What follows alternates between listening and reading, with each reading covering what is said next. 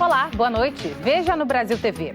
Um novo estudo revela dados preocupantes sobre a violência na Amazônia Legal. Criminosos explodem 2 agências bancárias em Paraibuna, no interior paulista. A polícia faz uma operação inédita para recuperar celulares roubados no Piauí. Você também vai ver, a chuva ajuda no combate ao incêndio no Pantanal, mas o balanço da destruição preocupa. Professores e alunos enfrentam salas de aula sem ar refrigerado no calor de São Luís do Maranhão e pedem providências urgentes. Em Mato Grosso do Sul, a dengue avança e já soma mais do que o dobro do número de casos do ano passado. E ainda o IBGE divulga um novo balanço do emprego no Brasil. O país alcançou uma marca inédita e com o 13º salário na conta, as pessoas planejam o uso do dinheiro extra e os comerciantes esperam boas vendas para o Natal. Quinta-feira, dia 30 de novembro, agora no Brasil TV.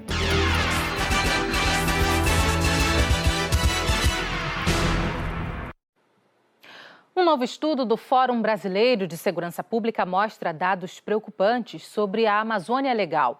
Os índices de violência na região são bem maiores do que a média nacional. Em 2022, a Amazônia Legal, que é formada por 9 estados, registrou uma média de 33 mortes violentas para cada 100 mil habitantes. Uma taxa 45% maior do que a média do Brasil. Entre 2018 e 2020, a violência foi considerada extrema em 15 cidades amazônicas. Floresta do Araguaia, no sudeste paraense, registrou a maior taxa média de mortes violentas na região. Segundo o levantamento, 22 facções agem na região, que faz fronteira com os principais países produtores de cocaína da América do Sul. O estudo mapeou a presença de facções criminosas em 23% dos municípios amazônicos. É onde vive mais da metade dos habitantes. Reprimir os crimes é fundamental. Mas especialistas reforçam que é preciso investir em prevenção para transformar realidades e apontam um caminho: criar oportunidades para crianças, jovens e adultos que moram em áreas pobres e mais afetadas pela violência. Em Belém, as aulas de informática básica fazem parte de um projeto mantido pelo governo do Pará. As atividades são de graça e ajudam a preparar a turma para o mercado de trabalho. Se a gente conseguir fazer com que cidadania, justiça e acabar com a impunidade do crime organizado, nós temos uma grande chance de garantir o futuro do país como um todo, não só dos amazônidas. A educação é essencial para a nossa vida, em todas as áreas, seja ela profissional ou não.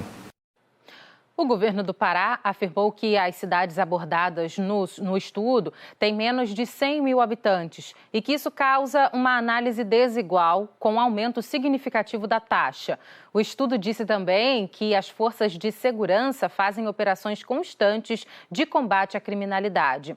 O Ministério da Justiça não deu retorno sobre o assunto. Criminosos explodiram 2 agências bancárias durante a madrugada em Paraibuna, no interior de São Paulo. Esses vídeos que circulam em redes sociais dão uma noção da força das explosões. Os assaltantes também deram vários tiros para o alto. Os criminosos atacaram 2 agências bancárias no centro de Paraibuna. A Márcia mora bem perto de uma delas. Tremeu tudo. Imagens de uma câmera de segurança mostram o momento do ataque em uma das agências. No canto direito do vídeo aparece um homem armado e encapuzado. Ele olha para os 2 lados da rua, como quem monitora a movimentação. Poucos segundos depois, vem a explosão. As 2 agências ficam a uma distância de 100 metros uma da outra. E os criminosos usaram a mesma tática nessa outra agência aqui.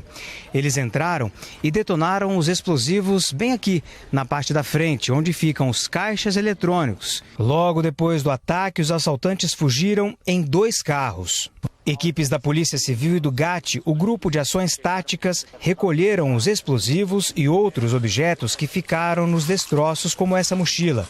Ela estava vazia, mas as impressões digitais devem ajudar na identificação dos bandidos. No Piauí, a polícia está fazendo uma operação inédita para recuperar celulares roubados. As informações com o repórter Ravi Marques. Quase 200 piauienses vão receber nesta semana em casa a polícia, para que entreguem de forma espontânea os celulares. É algo que nunca aconteceu antes no Piauí. Apenas no primeiro dia de operação, mais de 40 residências foram visitadas e 11 aparelhos recuperados. No restante, o endereço estava incorreto ou o celular alvo da busca não estava com as pessoas. Quando o indivíduo está com o celular roubado ou furtado e ele não quer entregar para a polícia, a justiça entra em ação, com mandado de busca e apreensão. A polícia consegue localizar onde está cada celular por meio do número de e-mail, que é uma espécie de identidade. Através desse número, os investigadores realizam um cruzamento de dados junto à operadora e conseguem rastrear o aparelho. Assim, eles chegam nos endereços. De acordo com a Secretaria de Segurança do Estado, são quase 4.000 pessoas em posse de celulares roubados ou furtados no Piauí.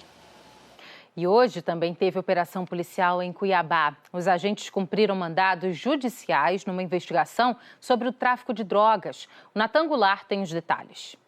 Olá a todos. A Polícia Civil daqui de Cuiabá, por meio da Delegacia de Repressão a Entorpecentes, realizou hoje uma grande operação contra o tráfico de drogas doméstico. Mandados foram cumpridos aqui no estado e também no estado do Paraná. Ao todo foram 18 ordens judiciais entre mandados de prisão preventiva, busca e apreensão, também bloqueio de contas bancárias dos investigados, entre outras medidas cautelares. Os policiais identificaram que os criminosos eram responsáveis pelo tráfico de drogas em várias regiões da capital de Mato Grosso e também tinham ligação com um traficante do Paraná. Durante a ação de hoje foram apreendidos R$8.000 em dinheiro, além de drogas, uma arma e aparelhos celulares dos investigados. A Polícia Civil também identificou que com o dinheiro do tráfico, os investigados adquiriam vários materiais como imóveis e veículos. Durante a ação de hoje, 3 pessoas foram presas. A polícia continua trabalhando para prender o restante da quadrilha.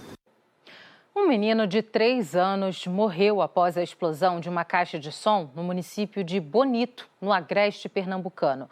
Rebeca Nunes.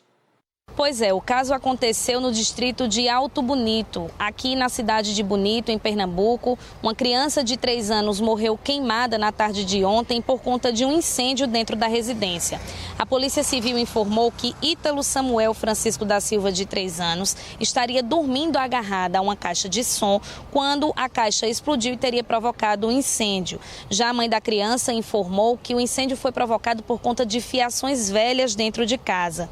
Além de Ítalo, estava também uma irmã de 2 meses de idade, mas que ela foi salva com vida, conseguiu ser socorrida a tempo. Ítalo, infelizmente, foi socorrido ao hospital da cidade de Bonito, transferido para o Hospital da Restauração no Recife, mas infelizmente não resistiu aos ferimentos e morreu. A mãe estava em desespero, estava em choque. Ela tem 14 filhos e dentro de casa só estavam 2 no momento. Um vizinho de frente conseguiu socorrer o garoto, ele mesmo levou a criança ao hospital, mas como eu falei, ele infelizmente não resistiu aos ferimentos.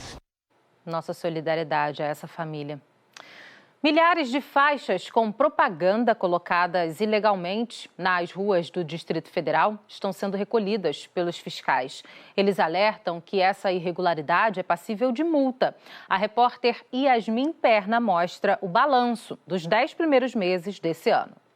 Esse amontoado aqui de faixas é resultado de uma semana de apreensões da DF Legal.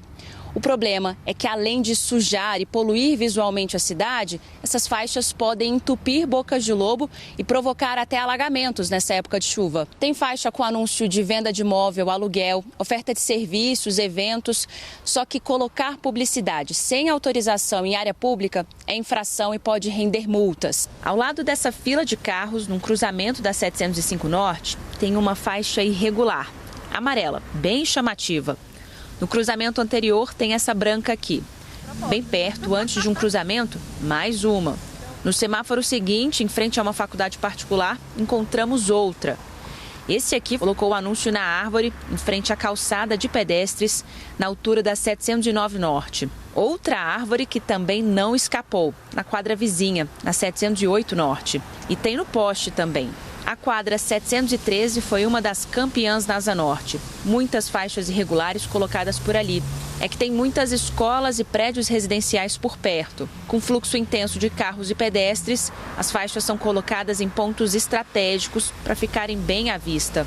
O subsecretário explica que o valor da multa pode variar. Ela varia de R$ 733 a R$ 2.199. A mais barata é de R$ 733, onde fica a 20 centímetros da loja.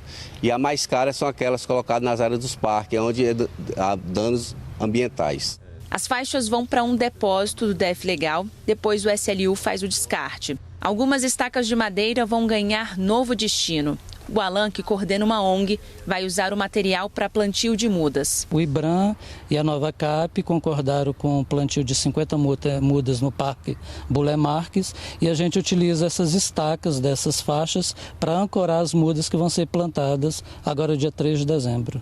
Em casos de flagrantes, é só acionar o DF Legal. Tenham consciência, não façam isso, não poluam a nossa cidade. Nós precisamos de uma cidade limpa e organizada. As chuvas que caíram nos últimos dias ajudaram a controlar os incêndios no Pantanal. E isso tem ajudado no resgate de animais feridos. Mas o balanço da destruição é desolador, como mostra o repórter Diego Queiroz. Olá, essa chuva tem ajudado bastante as equipes que trabalham no combate aos incêndios no Pantanal. Quando o tempo estava muito seco, o fogo se espalhava rapidamente, o que tornava o trabalho dos brigadistas algo muito difícil. E as equipes mesmas falavam, se não cair chuva, vai ficar muito difícil controlar todo esse fogo. Para se ter uma ideia, Mato Grosso do Sul, que chegou a contabilizar 96 focos dias atrás, registrou 18 nas últimas 24 horas. Já Mato Grosso teve ainda menos, 7 focos no mesmo período. Os dados são do Instituto Nacional de Pesquisas Espaciais, o INPE. E isso tem ajudado equipes de resgate de animais também. Grupos que atuam no Pantanal de Mato Grosso do Sul aproveitam a trégua dada pelo fogo nos 2 estados para chegarem em áreas afetadas, facilitando a busca por animais. E segundo o LASA, Laboratório de Aplicações de Satélites Ambientais da Universidade Federal do Rio de Janeiro, este ano já são 1.282.000 hectares queimados no Pantanal, isso nos 2 estados, 4 vezes mais que o registrado no ano passado inteiro. Mato Grosso do Sul lidera com cerca de 700.000 hectares. De Campo Grande, Diego Queiroz, para o Brasil TV. A Justiça Federal determinou a retirada de mais famílias de imóveis que estão numa área com risco de afundamento em Maceió, capital de Alagoas. A decisão atende a um pedido do Ministério Público Federal na região de Bom Parto. Desde 2018, mais de 14.000 imóveis foram desocupados e esse problema afeta cerca de 55.000 pessoas. Hoje, pacientes de um hospital da área foram transferidos para outras unidades. Cresce a preocupação com a dengue em Mato Grosso do Sul. O repórter Martim Andrada traz os números de casos e também de mortes em consequência da doença. De acordo com a Secretaria Estadual de Saúde, Mato Grosso do Sul já registrou esse ano mais de 40.000 casos de dengue. É o dobro do que foi registrado em 2022. 40 pessoas já morreram aqui no estado. Em algumas cidades a situação ainda é mais preocupante. É o caso de Ponta Porã, aqui na fronteira com o Paraguai. Por aqui o Lira, que é o levantamento rápido de índice de infestação do Aedes aegypti, está em 4,9. Lembrando que especialistas dizem que acima de 1% a situação já é de alerta de possível epidemia. Por causa disso, agentes de endemias estão fazendo o bloqueio químico em bairros onde há registro de doenças transmitidas pelo Aedes aegypti. E a partir dessa sexta-feira também começa a realizar mutirões pela cidade. Agora a prefeitura apela que a população também ajude, não jogue lixo na rua, em terrenos baldios e que também cada um cuide do seu quintal. Justamente agora que é início do período de chuvas aqui na região e de calor. De Ponta Porã, Martim Andrada para o Brasil TV. O Ministério da Saúde divulgou um novo boletim sobre a incidência de AIDS no Brasil. Ao todo, 10.994 pessoas morreram no ano passado em consequência do vírus HIV. Desde 2007 até junho deste ano, foram registrados quase 490.000 casos de AIDS no Brasil. Professores e alunos de escolas públicas de São Luís, no Maranhão, reclamam do calorão dentro das salas de aula que não tem climatização. Eles pediram ajuda ao Sindicato dos Profissionais de Educação para pressionar as autoridades em busca de melhorias. Janaína Bordalo.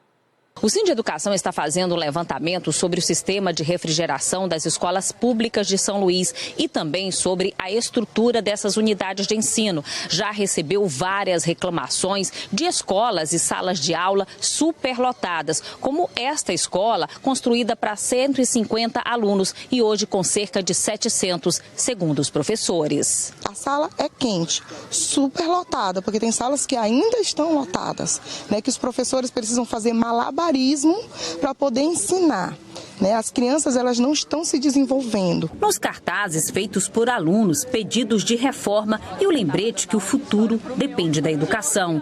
Eles, professores e o sindicato da categoria, denunciam a falta de ar-condicionados, ventiladores e até janelas nas salas de aulas de várias escolas. Com o calor que tem feito nas últimas semanas, quase insuportável assistir às aulas e muito difícil aprender. Sem um ambiente adequado, a metodologia e o aprendizado não são efetivos. Um ambiente com uma temperatura térmica favorável contribui para que o aluno esteja focado, para que o aluno ele realmente aprenda e que ele se relacione até melhor com seus colegas. Vamos buscar o apoio do sindicato, vamos buscar o apoio dos pais, porque nós queremos em 2024 uma escola que tenha uma estrutura para a gente trabalhar e oferecer uma aprendizagem mais importante, mais interessante, né, com mais qualidade para os nossos alunos. A Secretaria Municipal de Educação de São Luís afirma que reformou 170 escolas e que 60% delas estão climatizadas. As outras melhorias serão feitas nas férias escolares. A gente vai para o intervalo, é rapidinho e na volta você vai ver. Terminou hoje o prazo para o depósito do 13º na conta dos trabalhadores. A gente explica quem tem direito ao benefício. E os Correios recebem cartas das crianças com os pedidos para o Papai Noel. Voluntários podem adotar cartinhas para deixar a garotada feliz na noite de Natal. Não saia daí.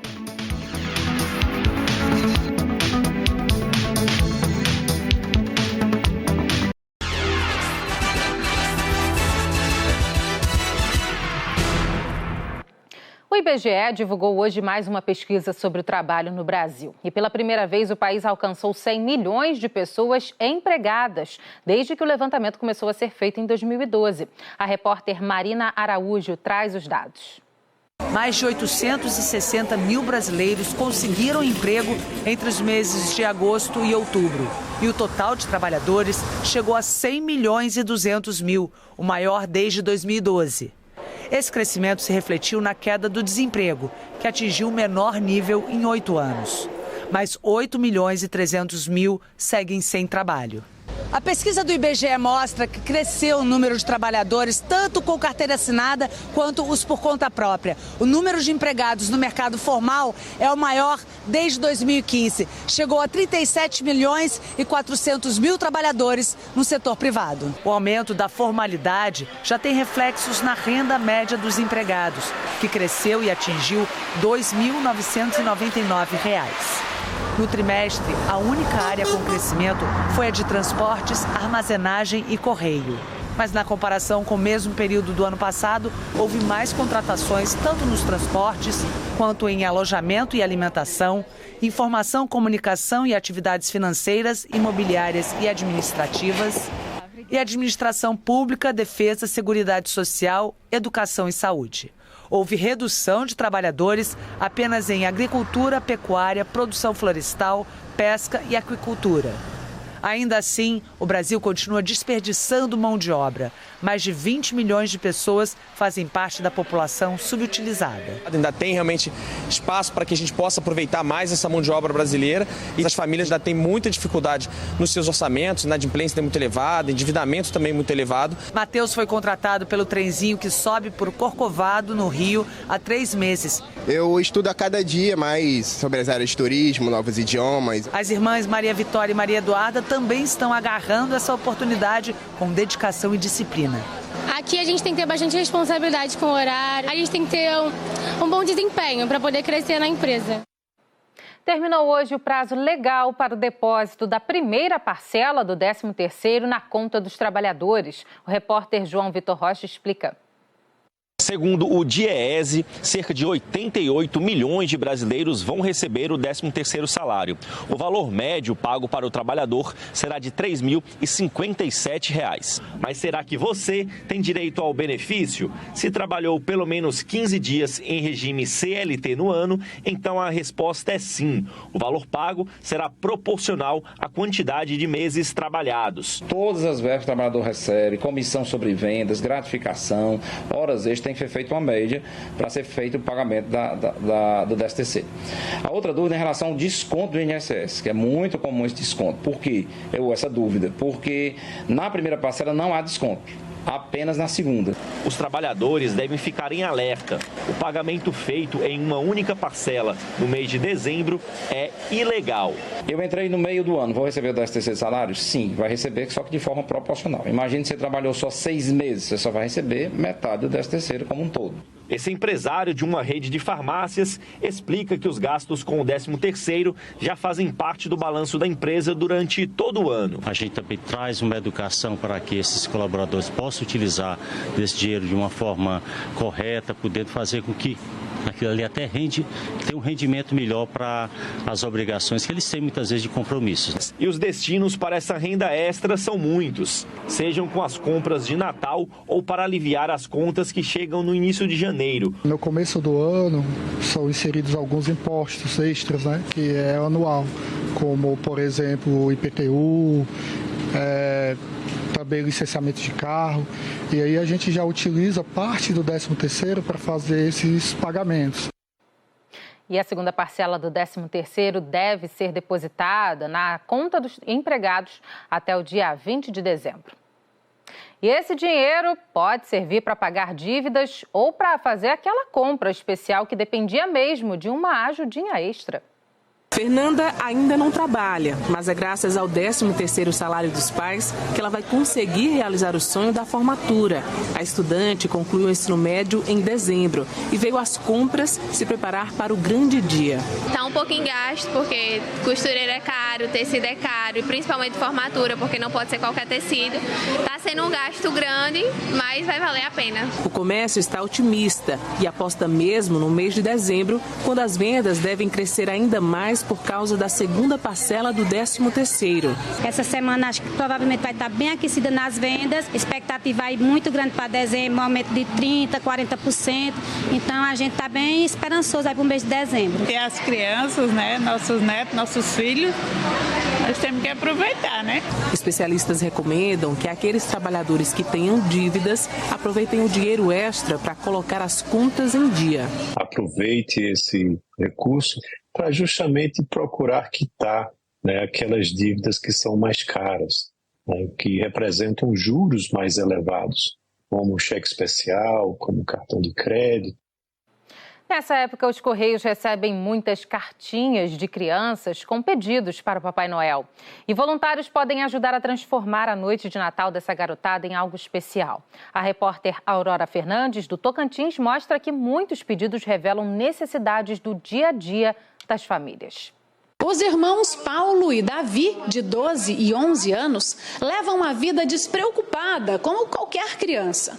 Esse ano, a cartinha do Papai Noel já foi enviada. Eu queria uma bola para eu ficar aqui jogando bola, que eu quero entrar profissional no futebol, e uma luva de boxe. Os dois são filhos da Adriana e irmãos da Ana Beatriz. A família vive nessa casa simples, no Jardim Taquari, em Palmas. A menina tem microcefalia e até brincou de escrever a cartinha, mas quem escreveu mesmo foi a mãe. Só que no caso dela, o pedido não foi uma boneca ou qualquer outro brinquedo. A Bia precisa de uma cama. É aqui que ela tem dormido ao longo dos últimos meses. A estrutura, apoiada em tocos de madeira, está se desfazendo. Eu gostaria muito que ela fosse contemplada com a cama, né? Para a qualidade de vida dela, melhor, porque a maioria do tempo ela passa aqui dentro. Um pouco ela fica lá de manhã, ela fica ali fora, e à tarde aqui dentro, e à noite também. Então é o lugar que ela mais fica. As cartinhas dos irmãos foram enviadas para o Papai Noel dos Correios. No caso da Bia, o pedido incomum foi feito pela mãe. Só que nem sempre é assim. É que muitas crianças de famílias carentes acabam pedindo de presente de Natal não aquilo que mais querem, e sim aquilo que mais precisam. Uma realidade que toca o coração e transforma muitos tocantinenses em Papai ou Mamãe Noel, pelo menos por um dia. Papai Noel, eu queria pedir uma bicicleta para mim e para o meu curso e para a minha escola. A bicicleta que eu queria era uma Aro 24, porque a minha está velha e um pouquinho quebrada. A bicicleta, que para muitas crianças é só uma brincadeira, para o Cauã é uma necessidade. Para mim ir para a escola. Por quê? Porque minha escola é um pouco longe. Aí tá para mim também ir para o meu curso, que também é longe. Aí fica ruim para mim ir de a pé. A avó diz que o pequeno tem feito por merecer ter o pedido atendido. Tá merecendo, é muito estudioso, educado. Ele merece muito. Quem não puder ir até uma agência dos Correios para adotar uma cartinha ou estiver em outra cidade, pode acessar o site dos Correios e conhecer os pedidos das crianças no blog do Papai Noel. O Brasil TV fica por aqui. Outras notícias logo mais no Jornal Nacional, às 8h30 da noite, hora de Brasília. Uma ótima noite para você. Até amanhã.